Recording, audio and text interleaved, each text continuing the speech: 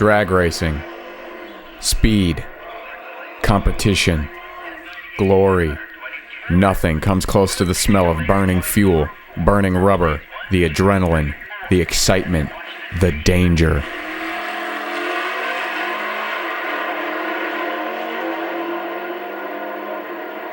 Except maybe shitty old electronics.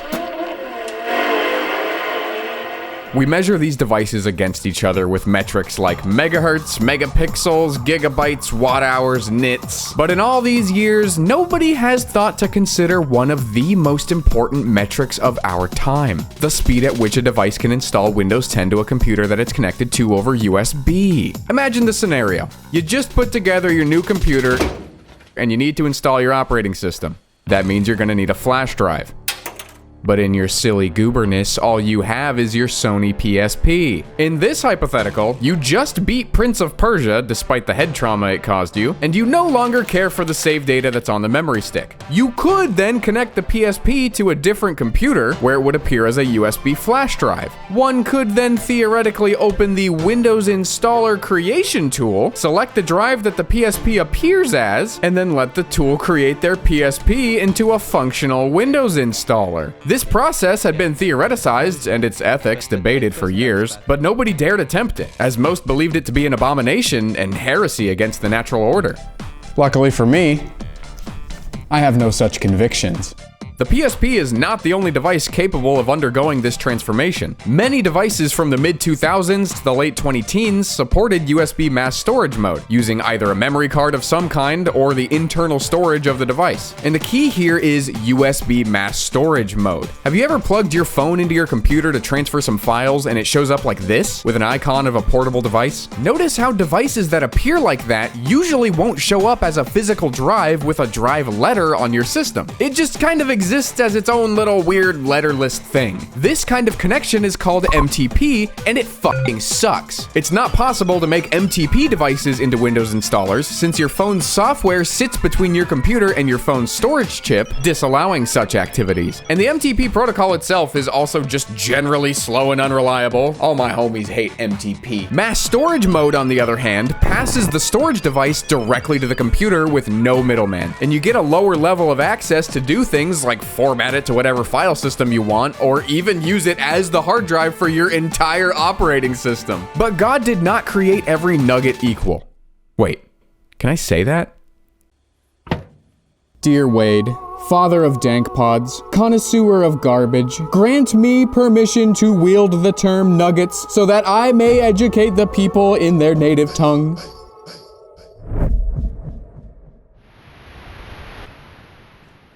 So the official paperwork has just arrived. An official decree, I hereby declare that Mr. Bringus Dingus can utilize the term nugget for the purposes of an interest-based movie production.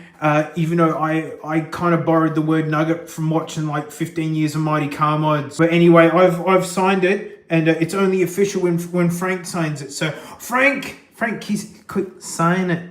Frank, no, don't look at the phone. Frank, sign it. Just lick the section. That's good enough. Stop coming towards the phone, Frank. Lick the paper. It's not official. You're destroying a man's career, Frank. You're destroying a man's career. There, she's signed.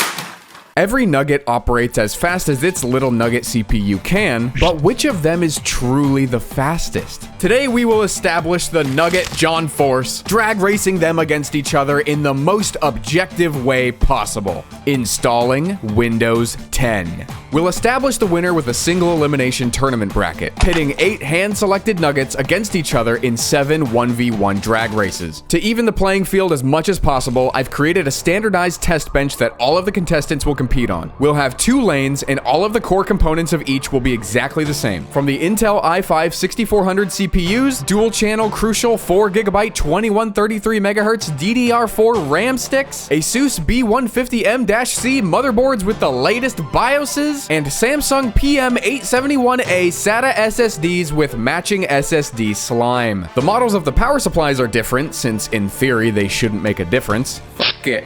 1,000 watt E-machine power supply. This has the newer connector on it. You know, what do they call it? The, burn your house down express? Same story with the keyboards, but at least here you can see a family resemblance. What do y'all think the emergency button does?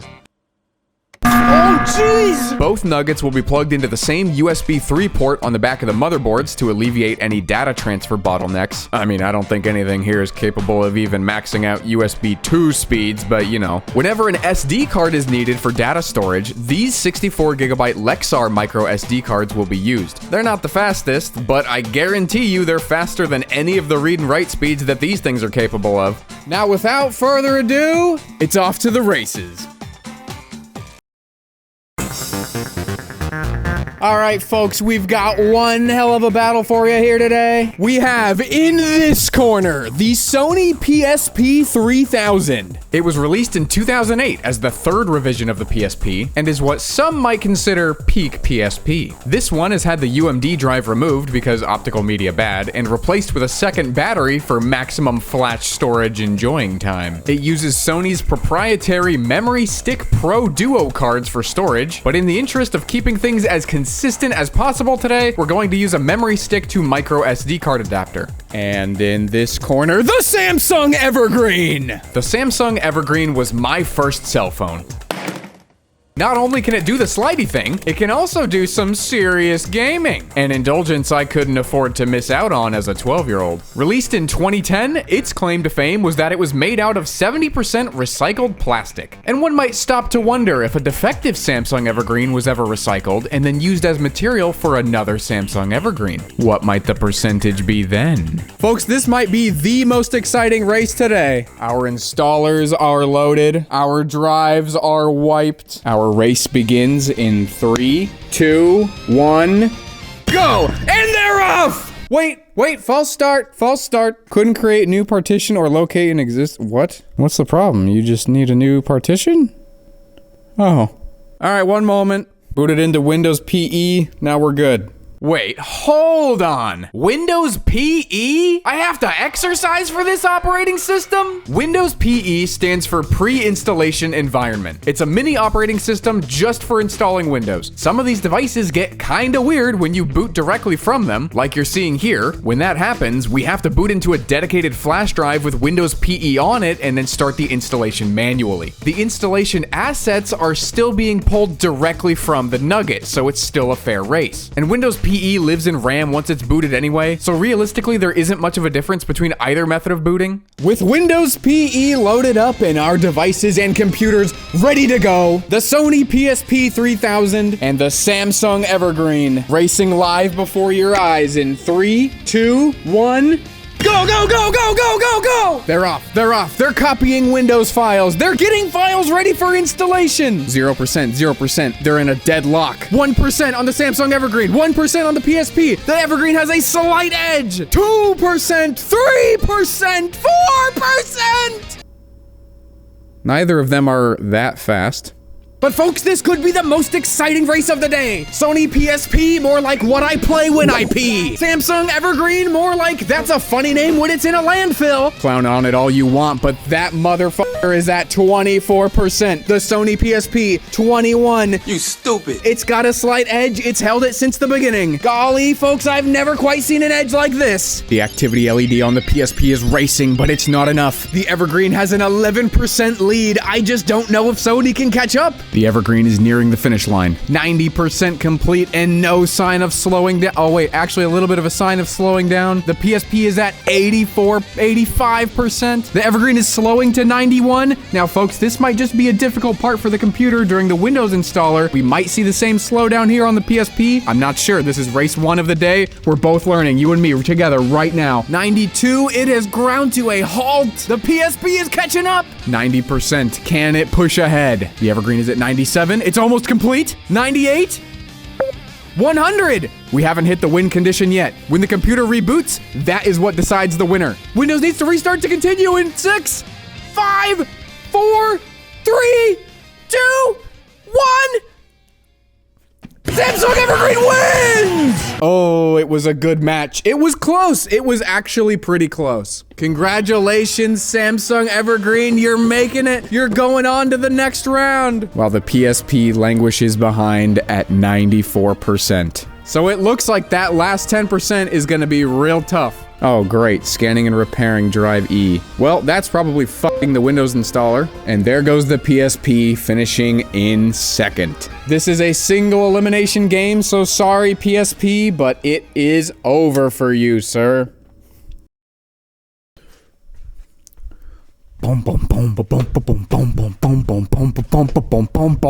iPod Classic! It released in 2009, 2 years after the original iPhone. This iPod was the last iPod from the original iPod lineage. It has a 160 gigabyte mechanical hard drive, a 240p display, and technically doesn't exist. You see, if you reference Wikipedia, there were only 6 generations of the iPod Classic. If you ask literally anyone else, well, they'll probably look at you funny, but if you ask iPod nerds, this is a 7th gen. The only change between the 6th and 7th gens was a storage boost from 120 to 160 gigabytes and the option of a space gray finish instead of black. But according to Wikipedia, once you go black, you never go space gray. What?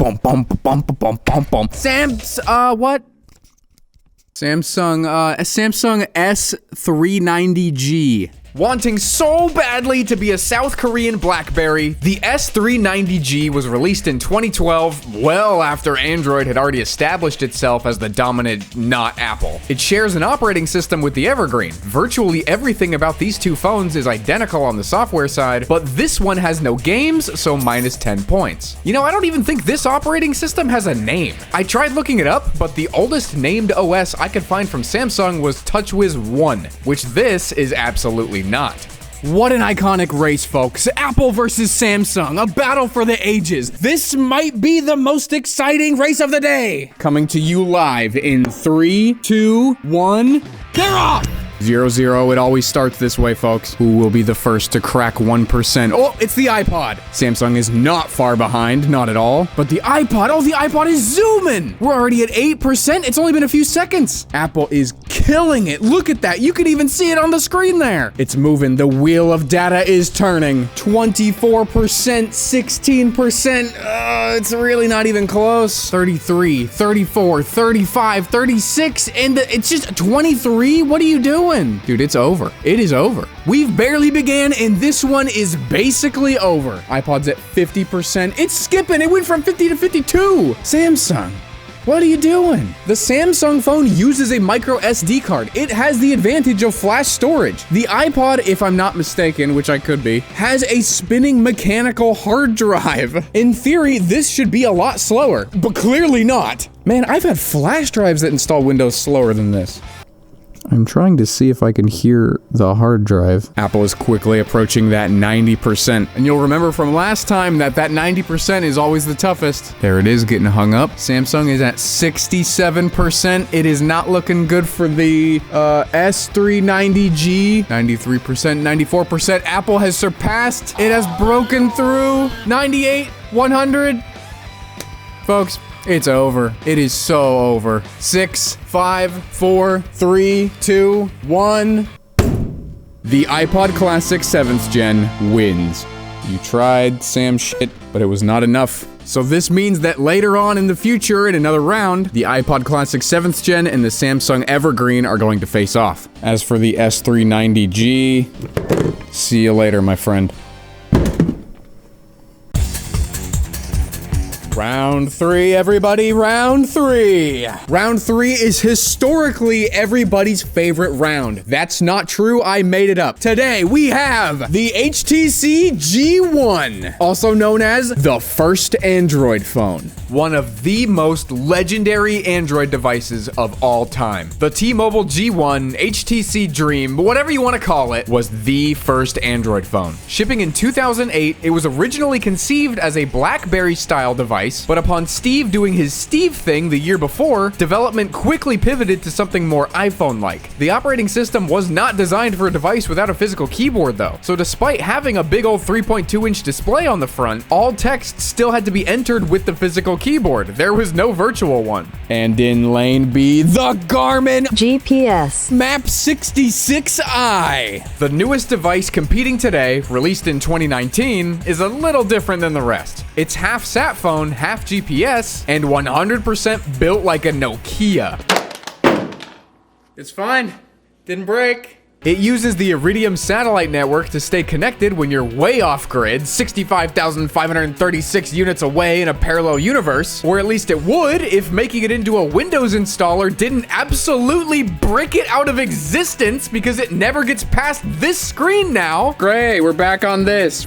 Wonderful. Oh, just look at that interface, folks. Can't go wrong with a little Android 2.3. Wait, is this actually older? Wait, firmware version 1? That's not the Android version, is it? Okay, well, actually, it's not Android 2.3. It is significantly older. Okay, somebody inform us in the comments. I don't know, it's like Android 1. But only one of them can be 1. We will find out who's number 1 in 3, 2, 1, go, go, go! 0-0, it always starts like this. And HTC G1 out of the gate with the first percent. The Garmin is coming in a close second. HTC is chugging along, 8%. The Garmin...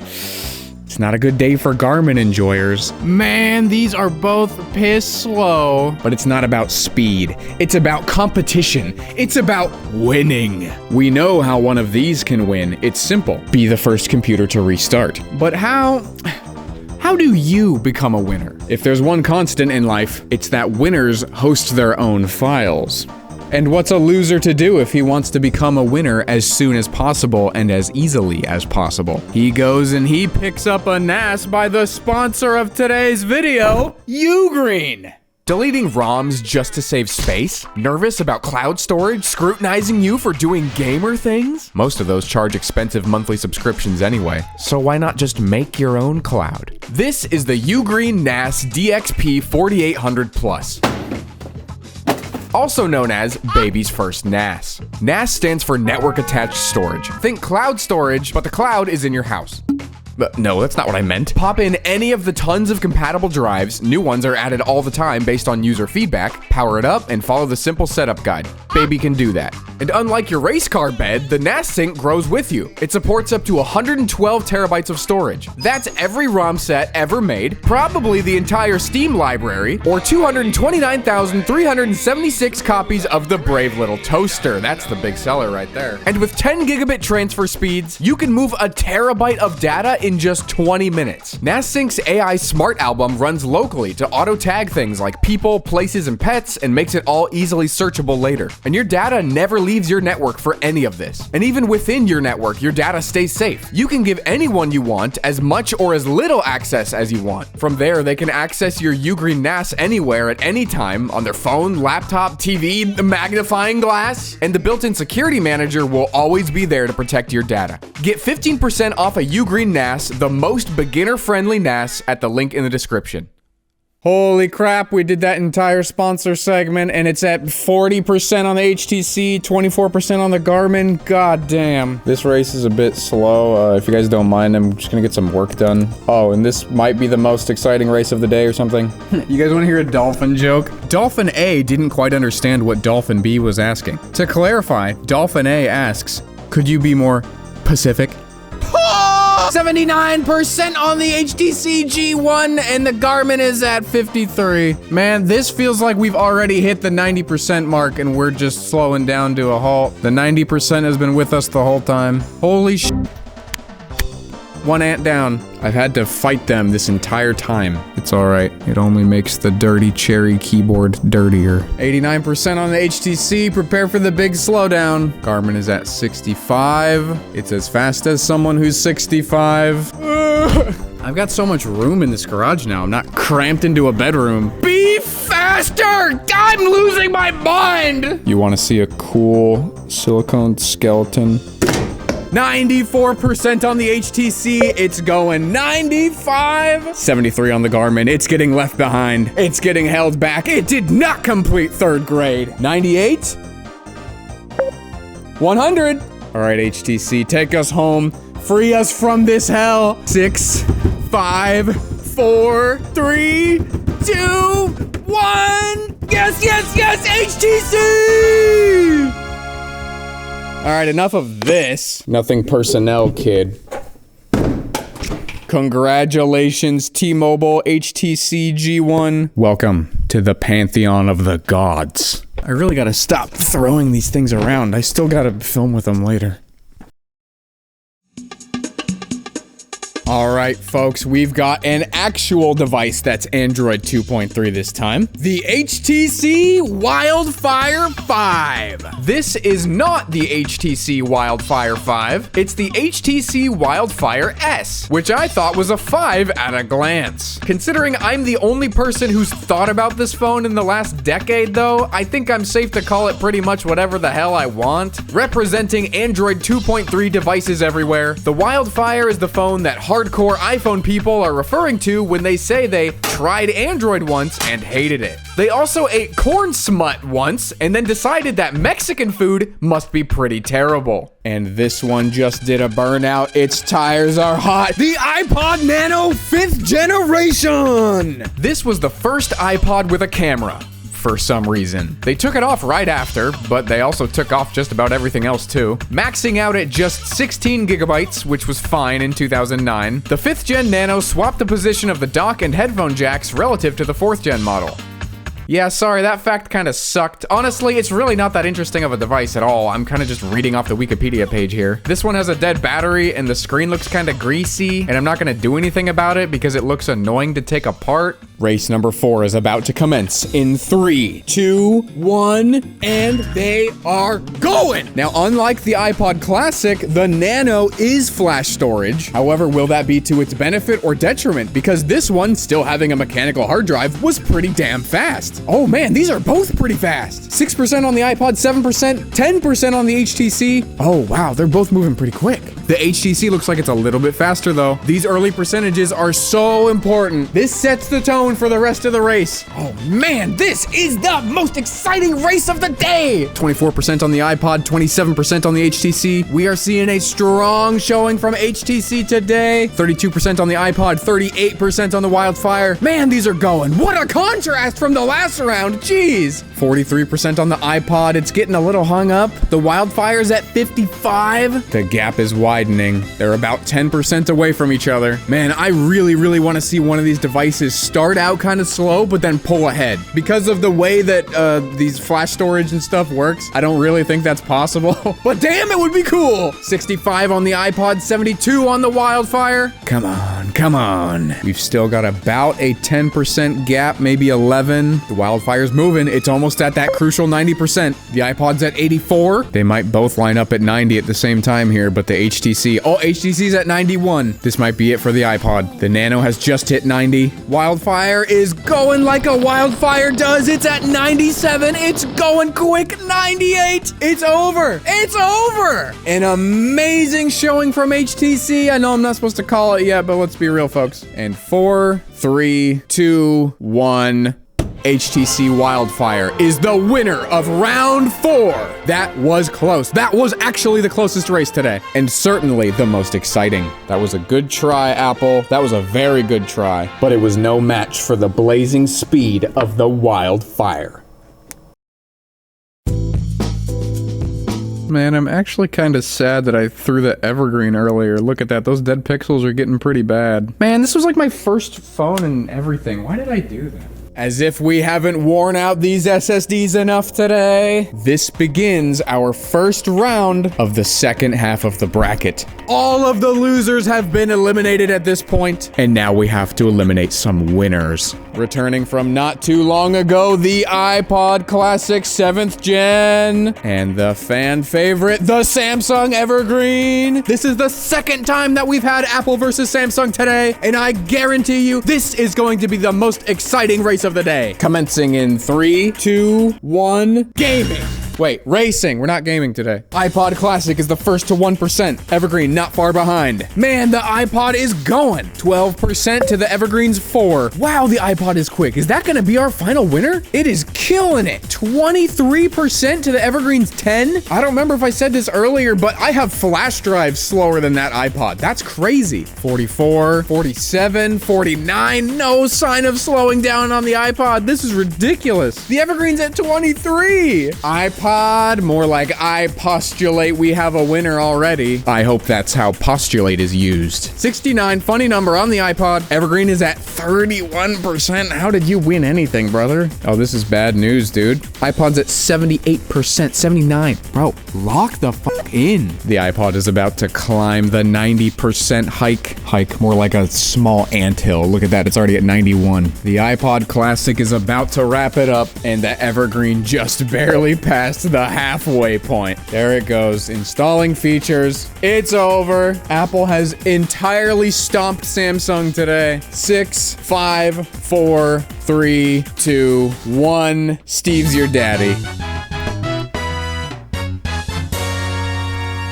Evergreen, you've been with us for a long time. I sent my first SMS with you. I used to call my friends on you while we were gaming before we knew about TeamSpeak. You were the vessel of how I received and probably sent my first nudes. But now we put you to sleep so you can lie nude in the loneliness of Loser Town. Congratulations, iPod Classic. We'll see you back here in a minute. You know how Microsoft will sell you like a Windows flash drive? Imagine they just send you like a shitty 10-year-old Android phone instead with Windows. This is our second to last race of the day. Returning champions HTC G1 and HTC Wildfire 5. A feud of blood we have today. A family feud, you might say. One's an old HTC, one's an even older HTC. And we'll crown one of them the fastest HTC in 3, 2, 1. HTC! Okay, so we pretty much know how this one's gonna go. Wildfire 5 is at 1%, not surprised. The G1 is now also at 1%, but the Wildfire is at 10. Oh, this one is a slaughter. How did the G1 even win it all? Dude, this Garmin thing was so bad. The Wildfire's broken 30%. The G1, not even 10. It's like for every 10% that the Wildfire makes, the G1 makes 1. The Wildfire is halfway there. The G1 just cracked 15. The Wildfire is a quick little guy. The G1 is stinky. I mean, what can you really expect from a device with a ball? 82% on the Wildfire. It's going quick. I mean, I know it's a winner, obviously, but like this is a little quicker than I even remember it. What was it up against before? The iPod Nano. It was up against the iPod Nano. And that was a pretty close race. 90%. It's at the finish. The G1 is a third of the speed at 31%. I mean, technically, these are kind of like two different generations of Android device. They're both old, but one is definitely older. That's it. 5, 4, 3, 2, 1. It was not a competition. How you made it to the semifinals is a mystery to me, G1. But the only finals you're going to now are your final resting place. I'm not throwing this one, it's too rare. Folks, that was our second to last round of the day, and quite possibly it might have been the most exciting race of the day. See, I almost forgot to say it that time. We have our finalists. The HTC Wildfire 5 and the iPod Classic. This is it. The final round. God's chosen devices. If there's anything I know for certain, it's that this could be the most exciting race of the day. They've come so far. The iPod Classic showing up with amazing performance, completely unexpected from a mechanical drive, and the HTC Wildfire 5. A nugget it may be, but a golden one. Today we separate the boy pods from the man pods. In 3, 2, 1. Go! Go! Oh. Okay, I thought I didn't hit it. They're off. They're going. 0-0. Who's the first to crack 1? Who's the first to crack 1? iPod, 1%. HTC, 1%. My money's on the iPod, but really it could be either. These are both quick little buddies. The iPod racing out of the gate. It's already at 10%. The Wildfire's not far behind. 17 on the iPod, 12 on the HTC. It's slowing down a little. Can it be beat? Can the big boy be beat? 27% on the iPod, 21 on the HTC. Oh, it's not looking good. 38 on the iPod 28 on the HTC. Oh no. Oh, it's an Apple day. It's an Apple day. It's not even close anymore. Man, that is a quick device. 50% already? It is being left in the dust. The HTC has nothing left to give. The iPod is at 65%. The HTC Wildfire is at 46. This is like a 20% gap. It is just getting left in the dust. It's nearly at 90% already, and the Wildfire is down at 67. Oh, this is brutal. This is a slaughter. iPod Classic, more like iPod Bombastic. Haha. 93%. The HTC is at 82. It's not gonna catch up. It's gonna hit 90 and it's going to flounder and it's gonna shit and piss. It won't even have a chance to, because guess what? It's over. 8, 7, 6, 5, 4, 3, 2, 1. Congratulations, sir. Congratulations. You have just won the Nugget tournament. It was a close second. It was, well, I mean, not really, but you know what? It was a close second. 95%, 96. It's finishing up. Here you have him, folks. The king of the nugs. The Usain Bolt of technology. None can surpass his excellence. Well, maybe one. This is the Crucial X8, and it's the iPod Classic's worst nightmare. It's a portable NVMe SSD, and it slaps, and is very fast.